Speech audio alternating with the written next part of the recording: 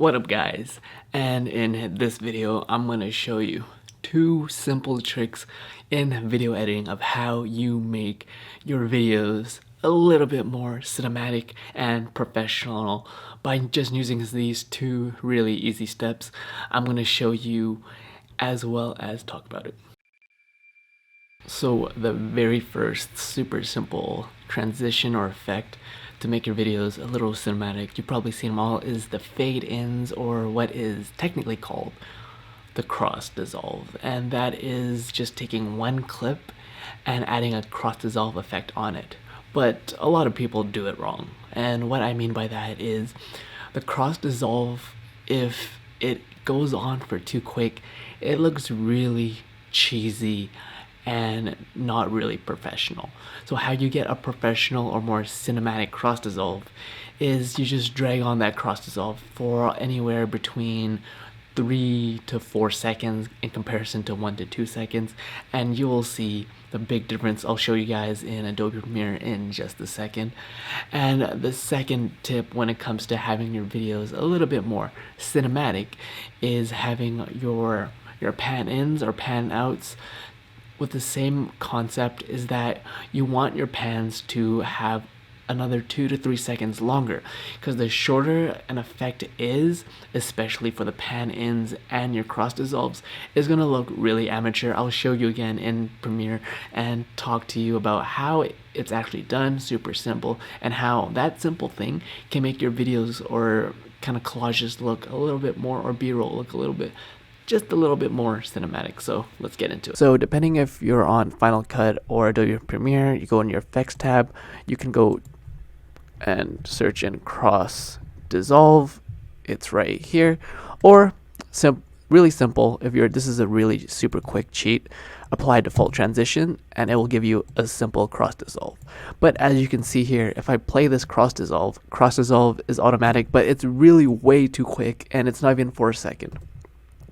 And super simple trick, you don't even need to be a video editing master, is that all you need to do is you drag this out for 2 or 3 more seconds, and as you can see, that looks a lot more cinematic in comparison to just a really quick cross dissolve.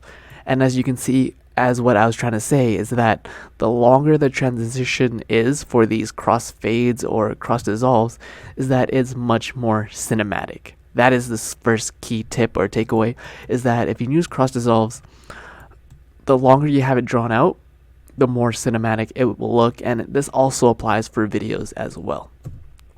Next is I'm going to talk to you about the simple pans in or the transitions. So if you don't know much about keyframes, I'm not going to get super into them, but you go to your effects panels and you want either this image to go in or out or left to right, because it creates a little bit of a cinematic movement. So let's say you want to go from bottom to top. So I'm going to click this keyframe here, go all the way till the end of the clip, and I'm going to position the clip where I want it to stop. And that is your little pan up transition, or kind of like there's a film school technique for this, but I just like to call it a pan in or pan out. And as you can see here, this is a simple pan in and pan up, but I would say the movement itself isn't as cinematic. So what I would do is I would cut this keyframe, get rid of that keyframe, and say I want it just a little lower.